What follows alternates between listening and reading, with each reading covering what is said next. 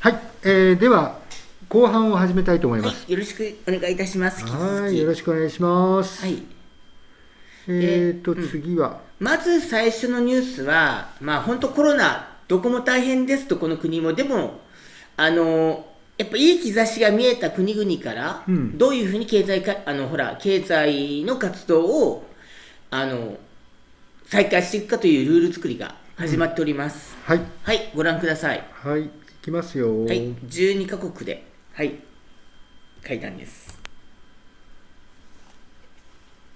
코로나 사태가 길어지면서 국가들끼리 서로 연대하려는 움직임도 빨라지고 있습니다. 우리나라를 포함한 12개 나라 외교 장관들이 기업인 이동처럼 필수적인 여행을 허용하고 독려하자는 공동선언을 했습니다. 기업인들을 오고 가게 해야 멈춰가는 세계 경제의 톱니바퀴가 다시 돌아간다는 겁니다. 어환희 기자입니다.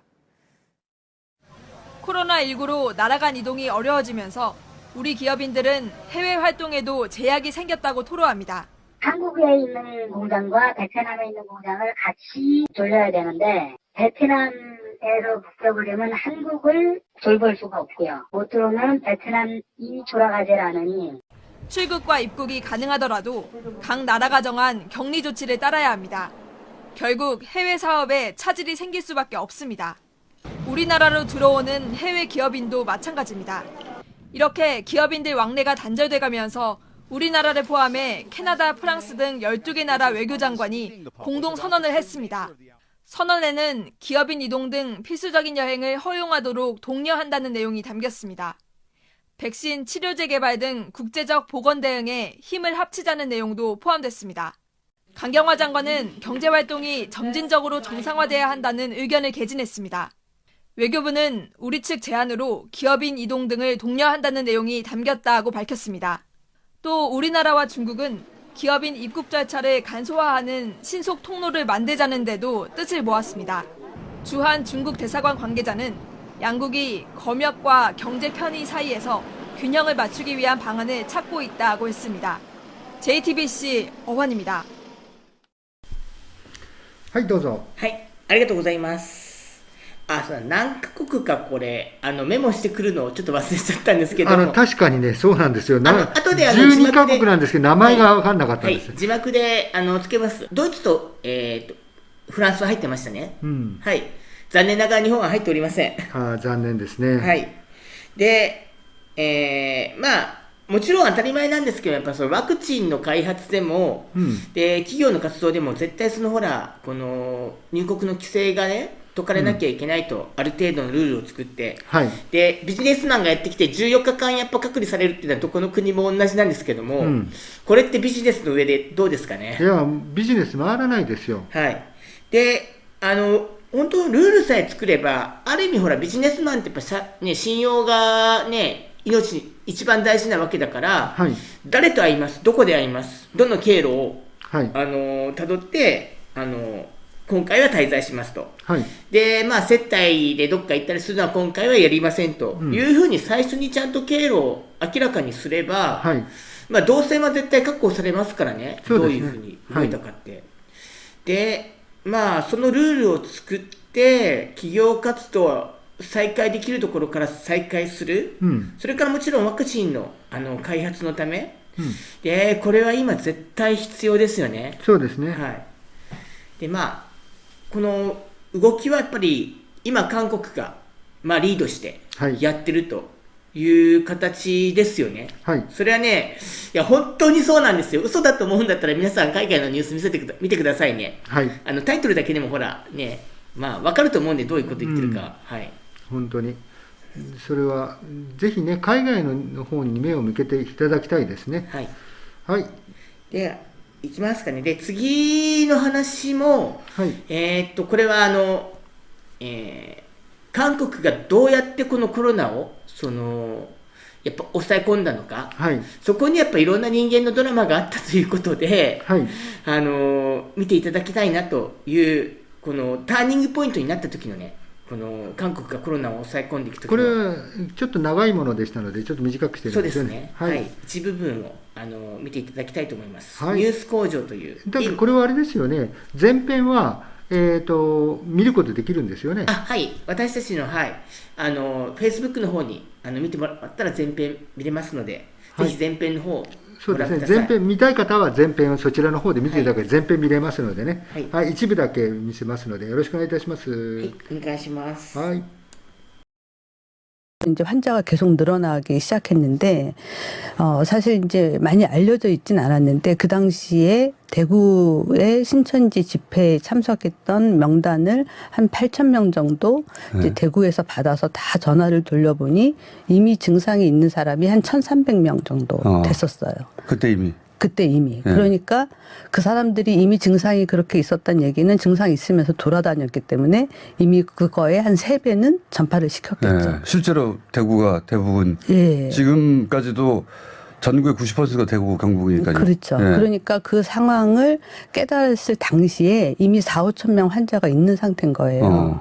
그러니까, 차단하지 못했지만 아직은. 그렇죠. 그렇기 때문에 그 당시에 이제 뭐 대구 봉쇄 비슷한 얘기도 나왔었는데 이제 우리가 앞으로 떠안게 될 환자가 어마어마하다는 거를 깨달은 거죠. 그래서 이제 31번하고 명단 받았을 때 이미 5,000명은 있구나. 그렇죠. 바로 파악이 됐군요. 예, 그렇죠. 그런데 찾아내느냐 못 찾아내느냐의 문제지. 예, 그렇기 때문에 사실은 이제 신천지에 있는 교인들한테 전부 자가격리를 시키고 이제 유증상자부터 검사를 하기 시작했는데 유증상자의 양성률이 거의 90%였어요.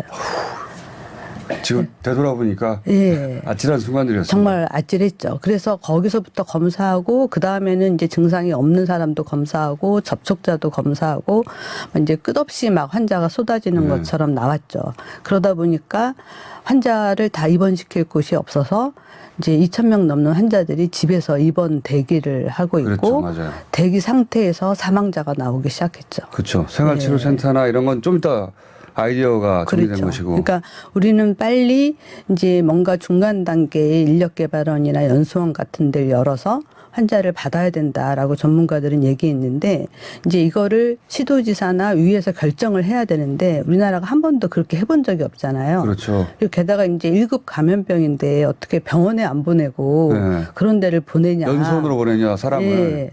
그렇다고 해서 그런 병실이 없는데 원칙만 고수하고 있을 수가 없잖아요. 그렇게 이제 일주 정도 막 이야기를 하다가 좀 뒤늦게 결정이 됐어요. 그래서 나중에 이제 생활치료센터로 가면서 입원 대기자가 조금씩 줄어들고 그러면서 이제 입원 대기 중인 사람 중에서 사망자도 좀 줄어들고 그다음에 처음 환자를 볼 때 무조건 입원시키는 게 아니라 중증도를 나눠서 이제 중한 사람만 들어가고 그 일주일 사이가 엄청난 고비였군요. 예, 그때가 사실 막 저희 안에서도 좀 선생님들끼리 안 좋은 소리도 오가고 이렇게 해야 된다 저렇게 해야 된다. 예, 대구 왜 이렇게밖에 못하냐 막 대구 안에서는 선생님들이 여기 없어서 지금 상황을 모른다 막 이렇게 얘기하고 막 이렇게 왔다 갔다 했었어요. 그럴 수밖에 없겠죠. 처음 겪는 일이니까 모두가. 그래서 막 다들 이제 굉장히 신경이 날카로워져 있고 좀 그런 상황이었는데 어쨌든 그래도 그 고비를 넘겨서 이제 환자들을 분류하기 시작했는데 그런데도 지금 사실 아직까지 좀 잘 안 되고 있는 부분이 뭐냐면 일단 병실에 들어가거나 음압격리병실에 들어간 환자들이 이제 상태가 좋아지면 사실은 그분들이 생활치료센터를 가고 초기 환자들이 병원에서 상태가 나빠지지 않은지를 보는 게 더 좋은데 한번 병실에 들어가면 안 나오시려고 안 나와요. 안 나오시려고 하겠죠. 네, 우리나라에서 이런 불안하잖아요. 이제 그렇죠. 이런 병에 대해서 입원 명령을 내릴 수가 있는데 퇴원 명령을 내릴 수 있다라는 조항이 없어요.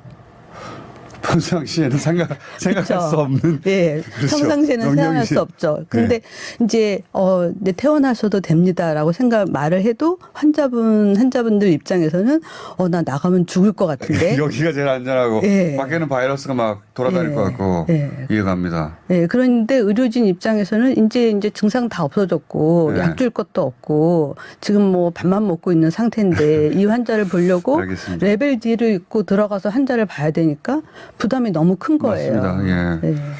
지금 첫 번째 질문을 다 답을 못하고 이야기가 끊어지게 생겼는데 그러니까 그 다른 얘기 하기 전에 우리가 어떤 고비를 넘어왔는지 결정적인 순간들에 대해서 지금 말씀하시는 거잖아요. 처음에 31번이 나오고 그 1,000여 명, 그러니까 90%가 신천지 교인 스스로 유증상자로 생각하는 사람들 중에 90%가 확진되면서 이것은 5천 명이 숨어 있다.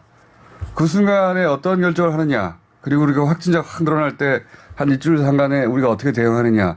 이런 중요한 결정 포인트가 있었는데 그걸 그때 지나가 보니 올바른 결정대로 했던 거네요. 그죠? 그러니까 그때도 어떤 얘기가 있었냐면 이제 우리가 뭐 봉쇄 전략, 완화 전략 얘기하고 집단 면역 얘기도 그렇죠. 나오는데 그 환자가 그렇게 몇천 명이 나올 것이다라고 예상되는 순간 한쪽에서는 우리도 그냥 완화 전략 가야 된다. 완화 전략이라는 건 이렇게 추적하지 말고 전수조사 아니라 아픈 사람 중심으로 그냥. 그러니까 그냥 증상 없는 사람까지 다 검사하고 뭐 병원 뭐 모시고 이런 거 생각할 거 없이 폐렴 있고 심한 사람만 검사하자. 그렇게 하는 나라들이 있죠. 예. 근데 사실 교과서에 그런 내용이 있어요. 왜냐면 인플루엔자 같은 경우 그렇게 하거든요. 네. 이제 인플루엔자는 이제 지금 코로나보다는 치명률이 훨씬 낮죠. 코로나는 그거에 한 10배, 뭐 심하면 20배 치명률이 높은데 알겠습니다. 그렇게 되어 있기 때문에 그런 얘기가 있었는데 우리는 지역별로 너무 차이가 많기 때문에 대구는 일단 당장 그렇게 한다고 하더라도 전국적으로는 계속해서 봉쇄 전략, 그러니까 이제 전파 차단 전략을 해야 되고 한 명씩 추적하고 이런 거를 끝까지 해야 된다. 이 질병 특성 자체가 이렇게 적당히 관리한다는 것 자체가 불가능한 질병이다. 그래서 한국은 끝까지 사실상 봉쇄 전략 마지막 한 명까지 다 찾아내겠다는 전략을 포기하지 않았던 거죠. 그렇죠. 예. 거기도 굉장히 중요한 결정의 순간이었던 것 같습니다. 맞습니다. 그것을 만약에 놓았으면 완화 정책으로 왔으면 지금 훨씬 더 많이 퍼졌을 수도 있겠습니다. 훨씬. 그렇죠. 우리가 마치 이제 뭐 산불이 번지는 것처럼 얘기하는데 이걸 마지막까지 이 불씨의 근원을 찾지 않고 내버려두면 계속해서 불이 번지는 걸 막지 못해요. 그런 중간중간의 결정들이 종합적으로는 지금의 결과를 낳고 그래서 그 위기의 순간들이 한국이 어떤 결정을 했는지 이제 포괄적으로 외신들이 보는 거군요. 그렇죠. 어떻게 이게 이렇게 성공적으로 여기까지 왔는가. 또 할 얘기가 더 있어요. 질문이 많거든요. 또 오셔야 되겠는데. 그래요? 죄송합니다. 두 번으로 끝내려고 그랬는데 한 번 더 혹은 두 번 더 오셔야 되겠습니다. 오늘은 여기까지 말씀 듣겠습니다. 국립암센터대학원 예방의학과의 김호란 교수님이었습니다. 감사합니다. 감사합니다. はい、どうぞ。はい、ありがとうございます。いや、コロナの映画をね、今年か来年作って、それがいい映画だったら絶対アカデミーになると思うんですよね。はい。で、そうなるとすると、今の、見てもらったシーンが、一番この映画の、やっぱキーになる一番いい場面で、怒鳴り合いの喧嘩をしながら、はい。誰も今まで体験したことのない、事態に立ち向かっていった場面なんですよね。韓国でそれがあったのは、ちょうどこの、新天地協会で、どんどん感染者が増えている。で、コロナ当たり前だけど、その指定感染症ですからね、絶対入院なんですよね、本来。でも、みんな入院させたら、病院がパンクしてしまうと。で、入院患者の中には、もう軽症どころか症状のない陽性反応者がいると。で、その人たちが入院してたら、重度の、ね、重い症状の患者さんたちが入院できないと、いうことでもう喧嘩しながら、もう怒鳴り合いしながらどうしたかと。もう、法律では今までもこの事例はないんですけども、軽症の方は、あるいは症状のない人は、隔離施設に移っていただきましょう。で、病院を開けていただきましょうと、いうことを1週間ぐらいのうちに決定したんですよね。これの時に確か2人ぐらいの方が亡くなってましたよね。そうなんですよ。残念ながら2人ぐらいがその病院の待機待ちで亡くなったんですよね。そこでもう現場の医師の人たちも、それから道とかの知事とか市長も、テグの市長も、それから政府も動いて、でいろんな企業のこのほら研修施設とか、あとなんだっけ、農業の研修施設とか、その田舎の方のホテルとか、で最初2000室ぐらいの軽症者向けの、隔離施設を作って、生活治療センターというんですけど、これ最大時1万人までなったんですよね。はい。で、やっぱもう一つ良かったのは、やっぱみんなね、結構ほら、郊外に作ったんですよね。だから今日本でもホテルがやるとかって言ってるんですけど、韓国の場合、この軽症者のこの生活治療センター郊外に作ったもんだから、街に遊びに来れないんですよ。これは本当にやっぱ良かったなと思って、で、この時残念ながらね、僕このことすごい2月の終わりだったんですけども、注目したんですよね。この1週間ぐらいこの軽症患者を韓国がどうするかって時に、日本は、韓国は検査しすぎて、医療崩壊してるって、すごい笑ったような報道ばかりでした。残念ながら。でも、今2ヶ月遅れて、この軽症者を受け入れるところ、お願いします、お願いしますと、言うのはいいんですけども、ね、本当残念でしたね。31番目の、これ、感染者が確か2月の18日なんですよね、見つかったのが。それで18でしたっけ？確か2月18日で、それまでに30人がしか出てなくて、ほぼここで、抑えられたと。そうですよね。思っていたら、31人目が確か60歳か61歳の女性で、それが新天地だったんですよ。それでその時に、本当に素早く新天地というところに通っているということを知って、名簿を手に入れたっていうのが大きいですよね。でも恐るべきほぼ 90% とかのね、その陽性率があったということなんですよね。そうなんですよね。はい、だからやっぱりとにかく早く、見つけたら早く PCR 検査をして、先手で手を打ったっていうのが良かったということですよね。で、本当社会のね、やっぱり制度として、これだけなんですけど、やっぱり本当、日本でも本当、侍って好きじゃないですか、日本人。で、いるはずなんですよ。いるんですよ、実際に。そうやってね、もう、命を守る仕事だから、医師も、で、政治家も、もう、忖度なんかしないで、やっぱり命かけるんだと、退職金もいらないんだとかっていう風なね、人ってやっぱり、いるんですけども、やっぱりこの事態で、そういう人はやっぱりほら、物事を決定できるポジションには誰もいなかったってことなんですよね。もう、2、3人そういう侍が PCR を、うちの病院ではやりますとか、うちの研究室でやりますって人がいれば、もうこの今の絶望的な事態は回避されたと思うんですけど、今週、日本で一番大きな動きは17人、普通に道で亡くなった方とか、変死みたいな形で亡くなった方を PCR 検査したら、陽性反応だったという方が17人いるってことですよね。びっくりですね。私6人だと思ってましたから。そしたら17人もいたんですね。あと肺炎の方、東京で肺炎で亡くなった方って、2カ所の葬儀場限定なんですけども、最上。2カ所限定でもそこの職員も葬儀屋さんももうみんな防護服着て、ずっと仕事してるそうです。でもそれは PCR 検査はずっとやってこなかったそうです。最近ちょっとやるようになったのかもしれないんですけども。私は岡谷久美子さんは院内感染だと思うんですけどね、そのことには触れないですね。残念でしたよね。でも本当、病院に行ったことによって、もしかしたら急に容体が悪くなったっていうマスコミの報道を見てもそうですよね。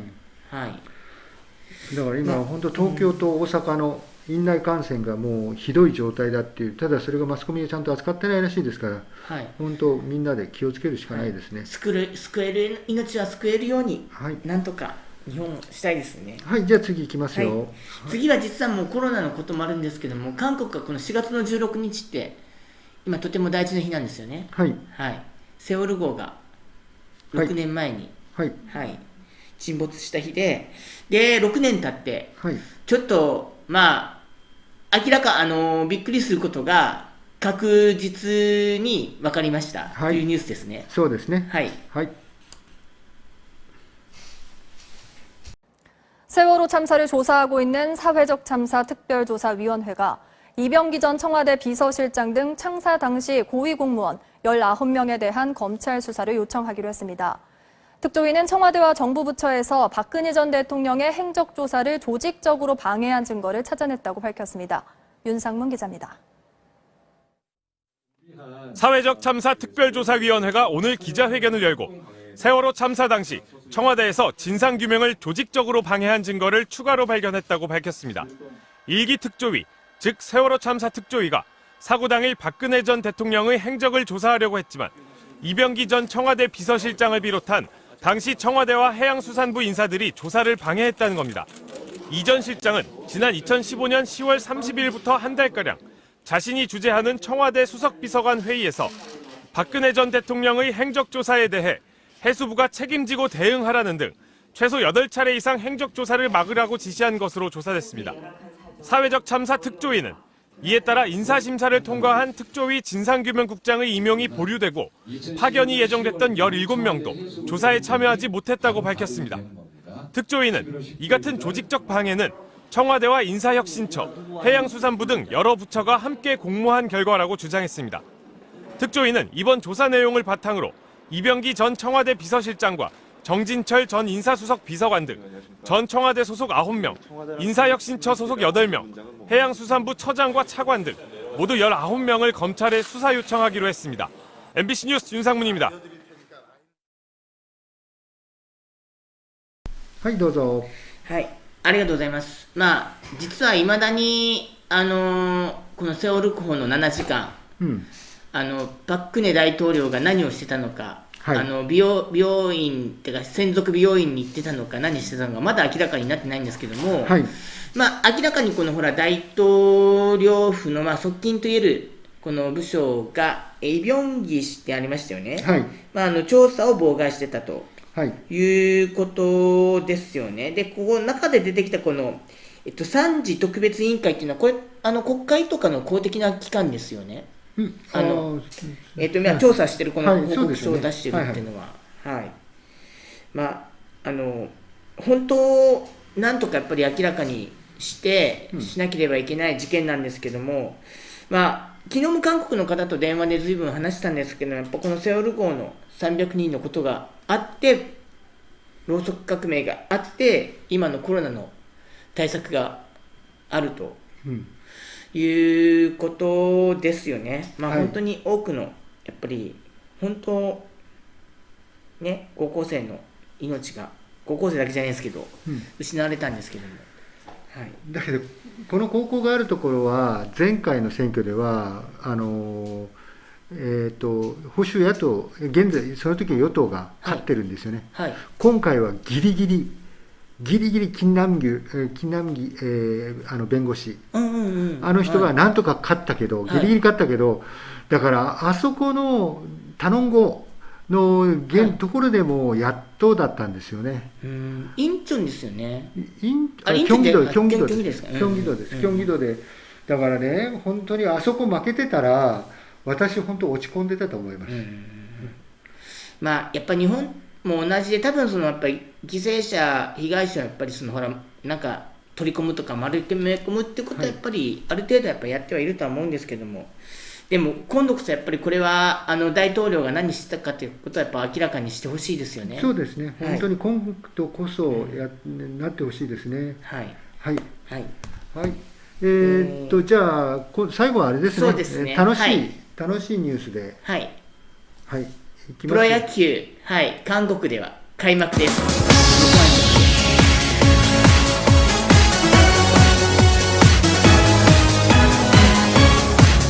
금요일 밤 스포츠 뉴스입니다. KBO 리그의 미국 중계 협상이 기대보다 진전을 이루지 못하고 있다. 이 뉴스 어제 전해드렸는데요. 그런데 현지 언론과 팬들의 관심은 더 진지해지는 분위기입니다. 김태훈 기자입니다. 공짜 중계 논란 속에 ESPN이 추진했던 미국 내 KBO 리그 방송은 어려워진 분위기입니다. 대신 ESPN은 현역 선수가 직접 참가하는 야구 게임 리그를 방송하기로 했습니다. 하지만 해프닝으로 끝날 줄 알았던 한국 야구에 대한 현지의 관심은 오히려 커지고 있습니다. 미국 NBC는 메이저리그가 개막하려면 한국처럼 이뤄져야 최상이고 일본의 시나리오는 최악이라며 노골적으로 비교했습니다. 디애슬레틱은 아예 KBO 리그 입문서를 공개했습니다. 10개 구단 정보와 순위를 정하는 방식은 물론 응원가와 단체 응원으로 대표되는 KBO 리그만의 독특한 분위기도 소개했습니다. 심지어 롯데 성민규 단장의 별명이 프로세스라는 말을 자주 써서 생겼다는 친절한 설명까지 덧붙였습니다. 적극적인 팬들은 응원팀을 고를 정도입니다. 토론토 팬이라서 류현진의 친정팀 한화를 응원하겠다. 미네소타 트윈스 팬이니 같은 트윈스인 LG를 골랐다. 유니폼이 마음에 들어서 혹은 자신이 가진 자동차와 TV 때문에 팀을 정한 이유도 유쾌하고 다양합니다. KBO 리그가 해외에 많이 보여줄 수 있도록 여러 가지로 노력을 해야 되고요. 그 나라들과 그 실무진과 현재도 긴밀히 협의를 하고 있습니다. 타이완 야구보다 확실히 높은 관심을 받고 있는 KBO 리그 개막. 그 자체도 흥미롭지만 예상 밖의 파급 효과에도 기대가 모아집니다. MBC 뉴스 김태윤입니다. はい、最後はね、スポーツでそうですね。締めくくりましたけど、はい。最後、台湾の野球リーグよりかは韓国の方が注目を浴びてるって、わざわざ今そこで言う必要はないと思って、そこだけちょっと残念なんですけども、はい、アメリカの人も野球大好きですから、野球見たくてしょうがないと。はい、で、韓国が開幕するというので、韓国の、プロ野球、KBO ですね、はい、その中継できないかという話が結構進んだんですけども、なかなか難しいっていう、話なんですけど、はい、でもやっぱりファンの方は人気があって、そりゃそうですよね。やっぱりどこの国でも野球やってたら野球好きだったら見たいと思います。佐野さん野球好きあんまりないですか？私はあまり好きじゃないです、野球は好きじゃないです、私はサッカー派ですから。なるほど、はい、僕もじゃあ結構野球派なんで、はい、好きなんで、そうですね見たいのは見たいですね、無観客でも。はい、私は長い時間が嫌いなんです、野球の。そうなんです、はい、あれにね、テレビで見てたらね、夜間にはね、辛いですよね。スタジアムに行くとね、長い時間はでもね、ほら、サッカーってなんだろう、見てる最中ってスタジアムで話なんか知らないでしょ、はい、野球って横の人と話してられるから、あれって楽しいんですよね。はい、韓国はそう言っても開幕はするけども無観客です。はい、で、今後なんだっけ、何週間だったかな、今ほとんど韓国って全国で毎日の新しいコロナ感染者10人以下の日も多いんですけども、10人前後。1週間ぐらい10人来てましたけどね。1週間10人来てたんでしたっけ、はい、これが1ヶ月とかだったら確かもう観客を入れるって話ですよね。はい、ただその10人以下でも4人が国内で5人が海外から空港で入ってきた人とかですから、国内で見つかっているのはもう10人以下っていうのはずっと結構、ね、続いてますよね。そうですよね。そう考えたら本当観客入っての野球中継も、だからプロ野球再開もそんな遠い話じゃないなとは思うんですけどもね。そうですね、はい、ありえるんじゃないですかね。はい、で韓国のプロ野球を全世界にアピールするチャンスだっていうふうに言ってて確かにね、野球のレベルとしては韓国のプロ野球は好きな人は好きなんですけど、要するにね、雑なんですよ。ホームランいっぱい打つ、けどやっぱりほらダイナミックだけど雑だから、あんまり自分的には野球はやっぱ日本の方が好きなんですよね。そうですか。細かい感じの方が。